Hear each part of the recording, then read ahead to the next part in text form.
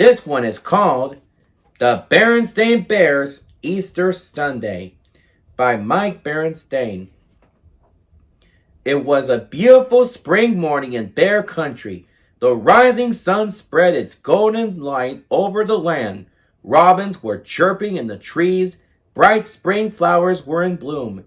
New green leaves were all abud. But it wasn't just any beautiful spring morning. It was Easter Sunday.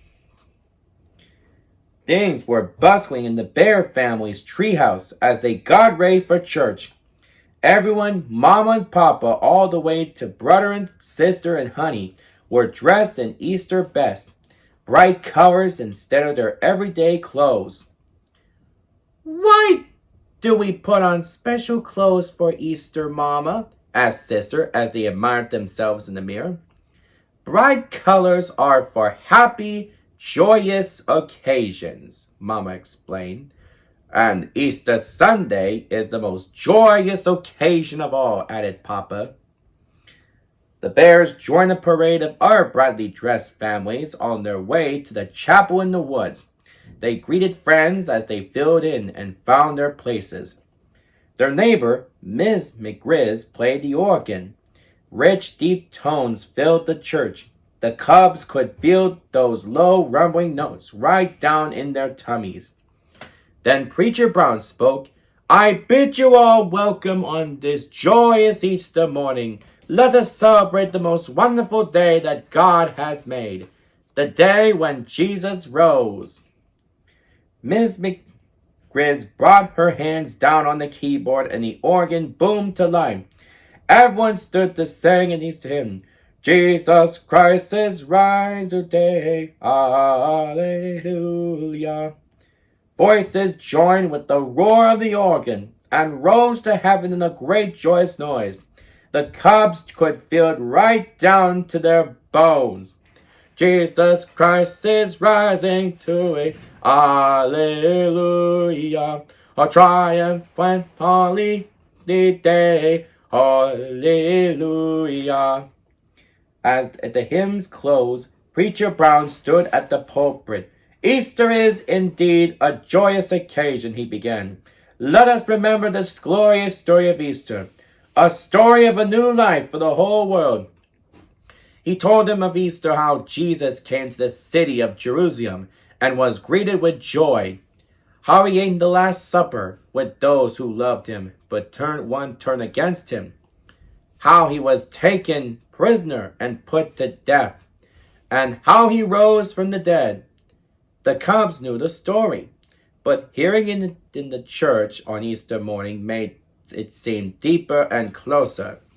It stayed with them for the rest of the service and surely would for the rest of the day. After church, there was an Easter treasure hunt for the cubs. Ms. McGriz had hid little brightly colored gift boxes all around the churchyard. Inside each was a figure from the story of Noah's Ark. A little Noah, a Mrs. Noah, their sons and wives, and dozens of animals. The cubs had fun finding them all and putting them together in a big Noah's Ark scene.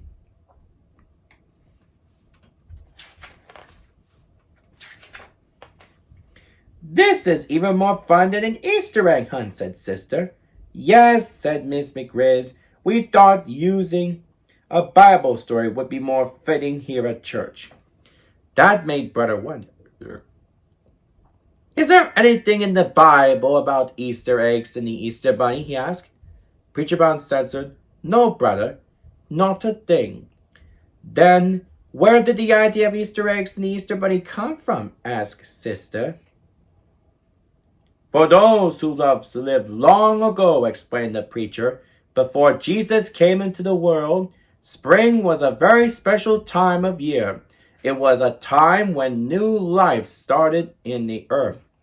Everyone noticed that birds laid their eggs in spring, and baby birds hatched out, had their babies, and lots of babies in springtime too.